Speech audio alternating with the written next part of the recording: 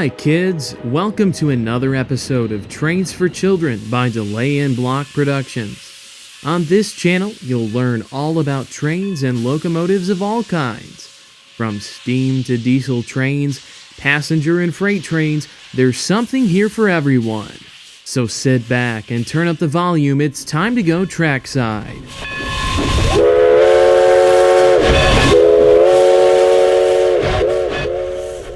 In today's episode, we'll look at the history of American passenger trains. Since the early 1830s, that's almost 200 years ago, America has been a leader in passenger railroads. Before steam locomotives were invented, trains were pulled by horses. Later on, steam locomotives invented first by the British allowed for faster travel and were imported into the United States. One of the first passenger steam trains was called the Best Friend of Charleston, and it was the first train to operate on a regular schedule. It wasn't until the 1850s that railroads began to really blossom. Steam trains similar to the one seen here began carrying passengers from all over the country. For the first time, Americans could now take a train coast to coast. From U.S. presidents to billionaires to just the everyday average American, trains provided a great way to travel. In the 1860s, steam trains helped carry soldiers and supplies during the Civil War and ultimately led the Union, or the North, to victory. Abraham Lincoln was one of the first presidents to see an established rail network in the United States.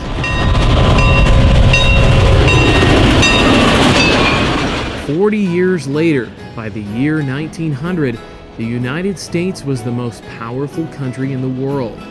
Because of the railroads, America was connected like never before. With telegraph wires spanning the rails and a postal service based around the railroads, people relied on trains for travel and communication. Without railroads, the modern-day telephone system would not have been possible. Even sending a letter back then wouldn't have been possible in a timely manner. In 1918, about 100 years ago, our country entered World War I. The railroads became a key way to transport troops. The vast passenger railroad lines allowed our country to strategically and quickly move our soldiers in a timely manner. During this time, the government heavily mandated the railroads. The 1920s was a good decade for the railroads, and they continued to grow westward. By the 1930s, though, our country suffered a hard time called the Great Depression when the stock market crashed. A lot of people had very little money, and passengers couldn't always afford to ride the trains. Sometimes people called hobos would hop freight trains or hide on passenger trains without paying tickets. Hobos became a problem for the railroads, and they were often kicked off trains.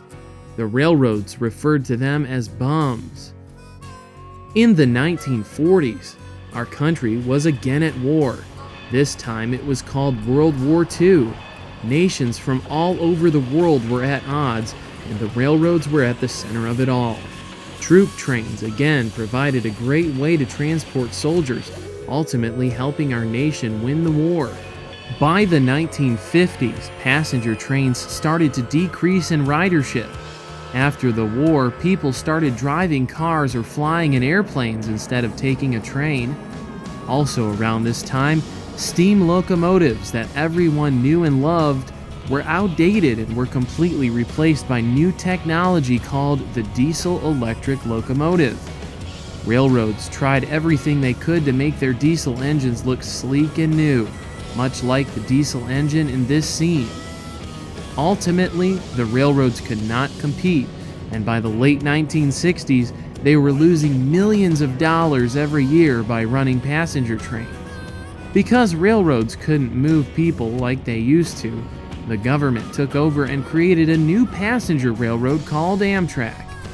Since 1971, Amtrak has carried millions of passengers all over America and continues to grow each year. Amtrak has high-speed trains called Acelas and slower trains that run at normal speeds from places like Chicago to Los Angeles. Amtrak does not own their own railroad tracks. Instead, they borrow the right to run over the freight railroads. The freight railroads are mandated by the government to run Amtrak trains ahead of anything else. Today, other passenger railroads are popping up, like the Iowa Pacific Company, which runs a special train called the Hoosier State. The Hoosier State is a train in Indiana and is one of a kind. It has premium first-class coaches and a dome car. A dome car is a passenger train car that has a glass roof. This train is very fun to ride and travels between big cities.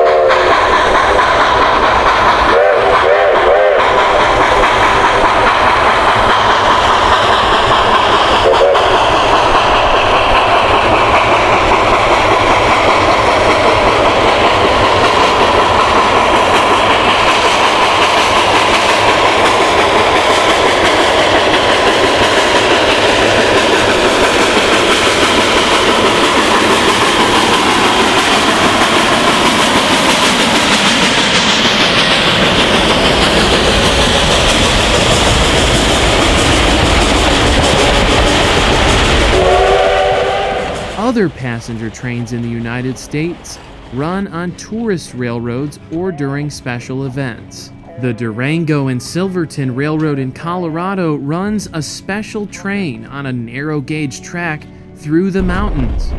This train is what a typical passenger train from the 1920s looked like.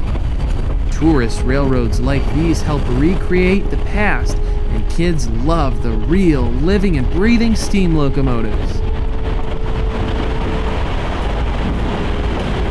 If you would like to ride a train sometime, ask your parent or guardian to visit www.amtrak.com and book a family trip somewhere special. It can be a short ride or a cross-country trip. Thanks for watching Trains for Children.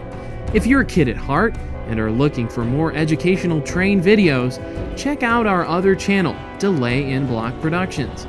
And kids, be sure to have your parent or guardian like us on Facebook. Please subscribe to this channel and stay tuned for more great train videos at Trains for Children.